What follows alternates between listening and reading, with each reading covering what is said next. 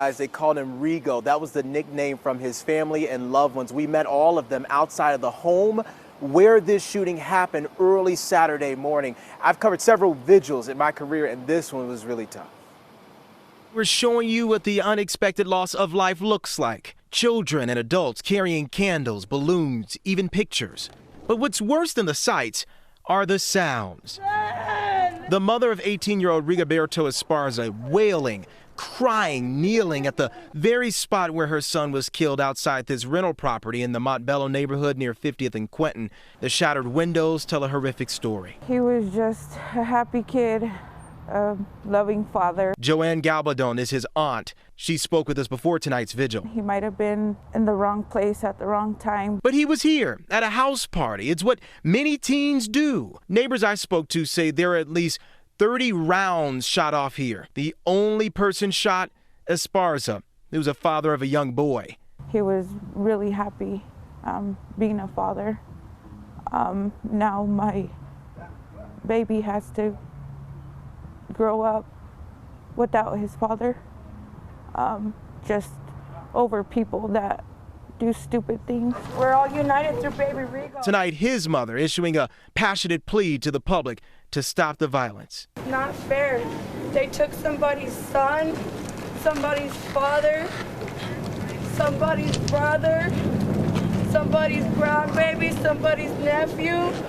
He was somebody to us, and we loved him more than life itself. I just want somebody to come forward and get justice for what happened. I mean, this is not fair for our family to be going through this. This is what the unexpected loss of life looks like, sounds like, and feels like. Oh, my son. Oh, my baby.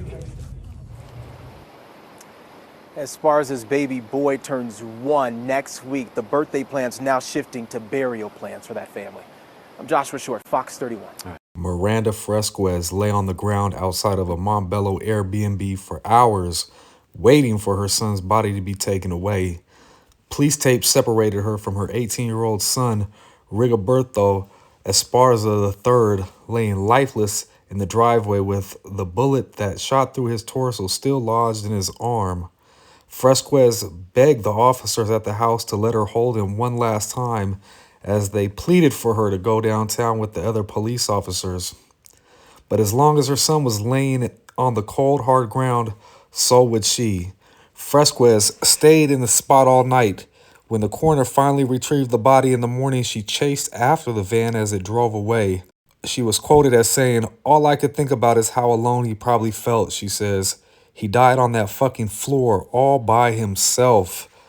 Esparza, called Rigo by his family, was at the Airbnb for less than 2 hours before he was killed. He had come with some friends for a house party, though the short-term rental home was being operated more like a nightclub. Security charged $100 for anyone to enter the house, which was fitted with a stripper pole, bar, DJ, and a food truck. Rigo was outside when a group of men drove by and shot up the party, reportedly angry over the high cover charge. Rigo was struck by one of the bullets and died at the scene just after 1 a.m. on March 11th, 2023. But the tragedy was not over. On the day before Rigo's burial, his father, Rigoberto Esparza Jr., committed suicide. He couldn't handle the grief of losing his son, says Mary Esparza, Rigo's grandmother. Rigo also left behind a child of his own, a baby boy who will turn 2 years old this month of March 2024. "I still can't believe it's happened," Mary says. 1 year later, after Rigo's death, the Aurora home where she helped raise him still feels empty and quiet. "I don't think there will ever be peace. I just sit here and cry. It's dead here. We can't be happy. I can't even laugh," she says. "If it wasn't for my other kids, I would probably be buried right next to them," Fresquez adds. "I don't want to be here. I am such a different person now that my son and his dad are gone. It has torn our lives apart and it's never going to get better," she said. The shooting that claimed Rigo's life was the third to occur at a rental house owned and operated by a known Denver rat named Bobby Manigo over the past 3.5 years. Manigo has turned 2 different Denver homes into party houses and rented them out on platforms like Airbnb with a city-authorized short-term rental license. His activities have earned him tens of thousands of dollars while violating local regulations that prohibit short-term rental properties from being used as event venues and require the rentals to be the owner's primary residence. The houses attracted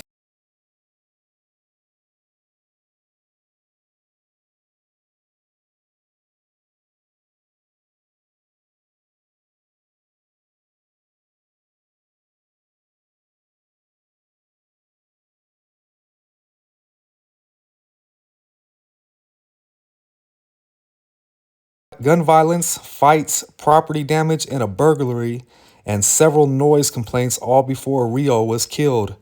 An investigation into the first known shooting in 2020 led Manigo to surrender his rental license, though he was given a new license 1 year later, opening the door for him to continue his operation. Manigo's new license was revoked in October of 2023, more than 7 months ago after Rigo's death. But the house where he died remains listed for rent on at least 4 short-term rental websites. 2 men from Houston were staying at the house when this interview was conducted by Westward reporters. They claimed they were renting the home for a few days, 5 months after Manigo lost his short-term rental license. Manigo declined to comment for the story, asking, "How could this benefit me?" But when city investigators spoke to him about the first shooting at his property in 2020, he had this to say according to their report. Quote unquote, "This is Montbello and shots are fired around here all the time. I'm not liable for what renters do." Rigo's family disagrees. They hold Manigo particularly responsible for what happened to their son. At only 18, Rigo would not have been able to go into a real club, but he was welcomed into Manigo's house. And even through these parties had resulted in violence in the past, Manigo kept allowing them. He co-hosted and attended the parties on the night of Rigo's fatal shooting, according to the report from a Denver Department of Exercise and License, which regulates short-term rentals. 3 people were arrested and charged in the connection of Rigo's murder, but Manigo will not face any legal repercussions. Quote unquote, "He's not being held accountable," says Rigo's aunt, Joanne Esparza. "It's not fair." It's the Party House of Horrors. The house at 1224 East 50th Avenue sits on a quiet residential street next door to a Baptist church. During the day, families and children can be seen playing in their yards in the cul-de-sac across the road. But for years, the house has been the subject of numerous 911 calls and complaints why Manigo was renting it out as a party venue using platforms like Airbnb, Verbo, and Booking.com. One person was hospitalized after being shot at a Halloween party at the house in October of 2022. A party attendee opened fire inside the house, shooting off 34 rounds. The Exercise and Licensing report says the victim survived, but no suspects were ever arrested for the shooting, according to the Denver Police Department. The house was being rented on Airbnb at the time of the party. In December that same year, another Airbnb party at the house resulted in a violent fight, with someone smashing a window with a metal pipe and threatening to shoot others at the party. In April 2021, police were called over reports of partygoers flashing guns and tasers. In July 2022, someone burglarized the house after a rental event, breaking a car window, kicking in the door, and stealing multiple items. Police believe that alcohol is often served to minors at these events, according to the report. The city estimates that Manigo earned at least $80,000 from renting out the house for 165 nights in 2022, charging $500 per night on average, not including money he may have collected from individuals attending the parties hosted at the house.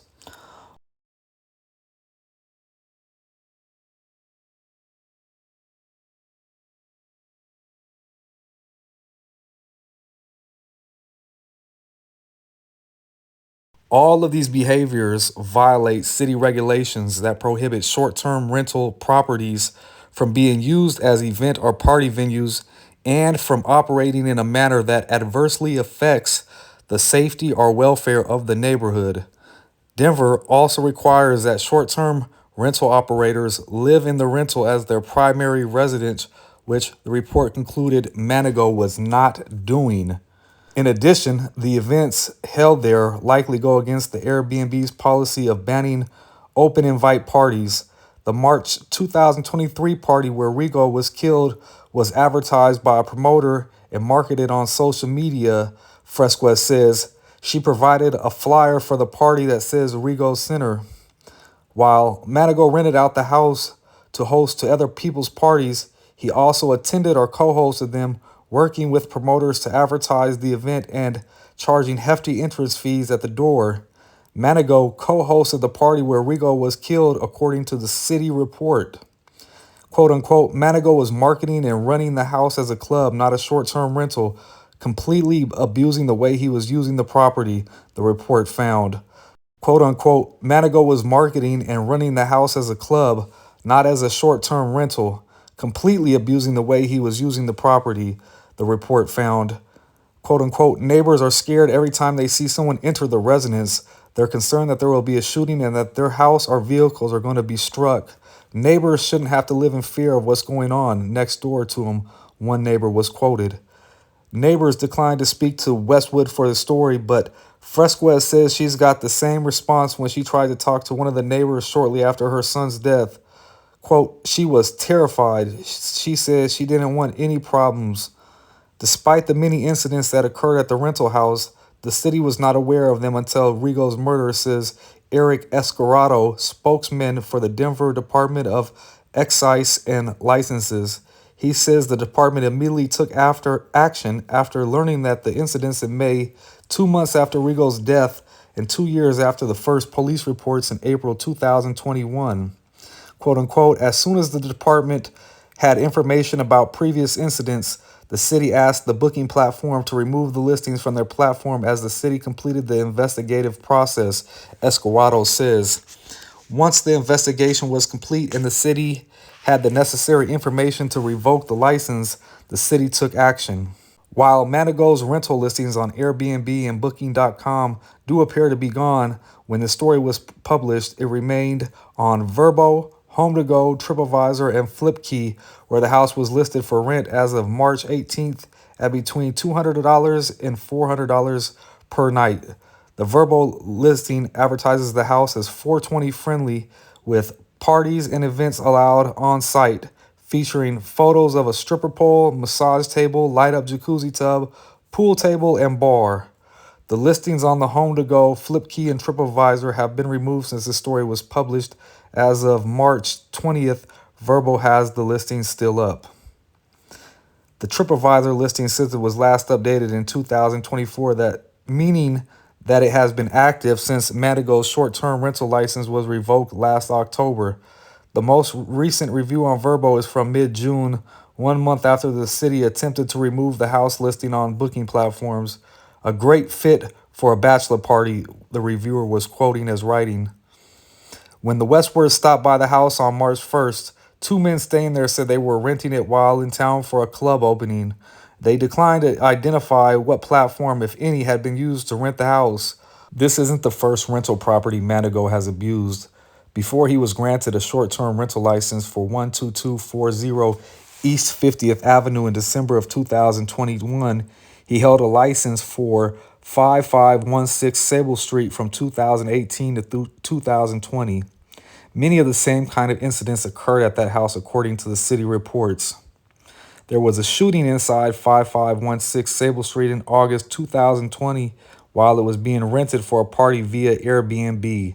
At least 6 shots were fired inside the house, but no one was injured and no arrests were made in the connection with the shooting, according to the Denver police.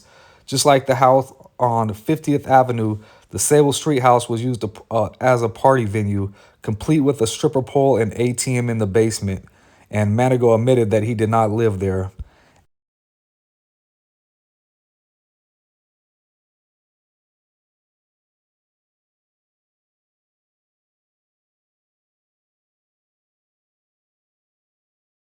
As part of a settlement agreement with the city, Manigo voluntarily surrendered his short-term rental license for 5516 Sable Street in December 2020, but was allowed to reapply for a new license beginning in July of 2021. He secured a short-term rental license for 12240 East 50th Avenue 5 months later. This is the residence where Rigo was killed. The review of the application at 12240 East 50th Avenue address did not find any sufficient grounds to deny the application, Esserado says. While investigating violent crimes committed at 12240 East 50th Avenue, the city discovered that this house was not Manigo's primary residence either, since he rented it out so frequently. In addition, investigators found Manigo falsely claimed to earn no income from the rental on his renewal application for the rental license, despite the city estimating that he earned at least $80,000 from the house in 1 year. Manigo's short-term rental license for 12240 East 50th Avenue was revoked on October 30th of 2023. He did not appear at the required hearing regarding his discipline. He will be eligible to apply for another license in 2025 of October. To date, Denver has revoked just 5 short-term rental licenses since the city began regulating them in 2017. 9 other licenses have been surrendered, some voluntary and some compelled by the city.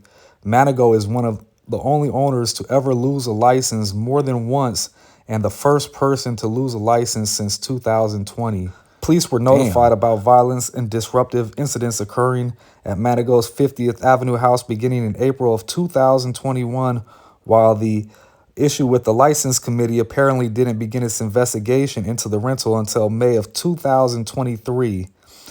Quote unquote, when the Department of Excise and Licenses receives complaints, every complaint is investigated, Escarado says. Quote unquote, when the city uncovers information about rules and regulations being violated, the city takes enforcement action, as was the case at both of Manigo's addresses. Before they learned about Manigo's history, Rigo's family held a vigil outside of the Montbello AirBnB where he was killed. Dozens of Rigo's friends and family members gathered in the driveway where he died to light candles and release balloons. Manigo was there too, Fresquez says. Manigo gave the family $200 towards Rigo's funeral expenses, though Rigo had paid $100 to enter the party that night. Looking back on the interaction, Fresquez says, it makes her sick. She was quoted as saying, "No amount of money can make this right. He's undermining what happened to baby Rigo at that house," Fresquez says. The fact that he thought his pocket change was going to make everything okay is offensive.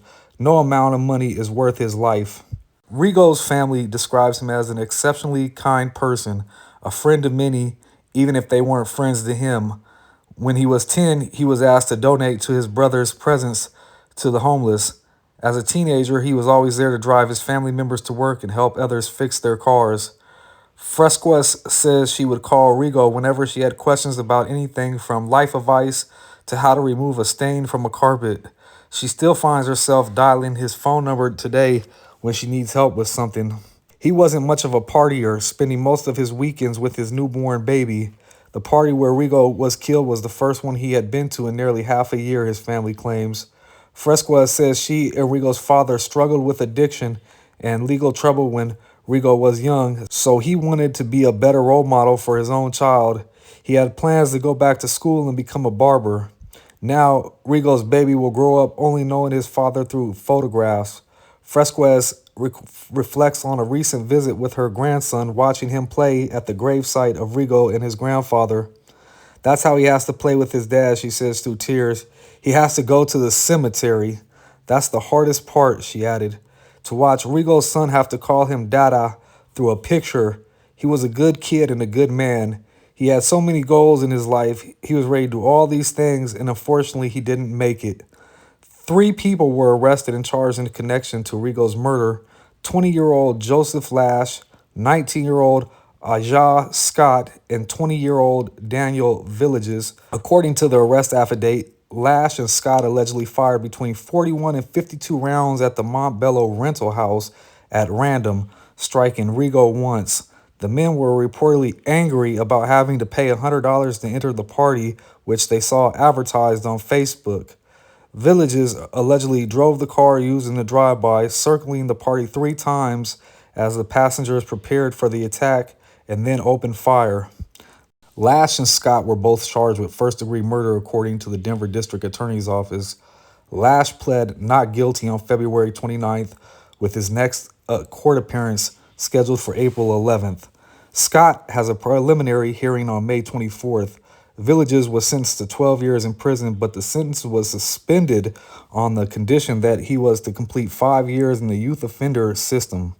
While Rigo's family hopes the court system will bring justice to the shooters, Manigo faces no consequences. No criminal charges were ever brought against Manigo related to the various crimes committed on his property, according to the DA's office. Quote unquote, if he was doing business by the rules and regulations, my son would still be alive, Fresquez says. People's lives are being taken away for his own personal gain while he goes on about life, not affected by the loss of our loved one. If it was up to her, she adds, Manigo would be in jail. At the very least, the family hopes no one else will be hurt at one of his rentals, but they're not optimistic. She was quoted as saying, he doesn't care. He's got his profit. He got his money. He couldn't care less about what happens after. That's a hell of a twist of events right there, isn't it? The son get killed at a party, 18 years old. Dad commits suicide. He can't even fathom having life without his son. That's crazy. And this guy right here, Bobby Manigo, he's a real piece of shit. Know him in person, hands down. He's a known rat in the city. Man's got paperwork on him and some more shit, but don't nobody really care about that. He got a little bit of money, you know what I mean? Money in today's world makes you real, so therefore, even being fake, he's real because he got the bag, right? But nonetheless, y'all tell me what y'all think down there in them comments. We trying to grow this channel right here, so I greatly appreciate y'all hitting that like button for your boy. Y'all hit that like button, we can get in the algorithm, more people can see it, more people can take the content in, and by doing that, it gives me more motivation to keep showing up and making y'all these videos and shit right here. But, if you ain't hit that subscribe button, make sure you hit that too. Make sure you locked in for the next videos. I got a handful of content coming down the pipeline, so stay tuned.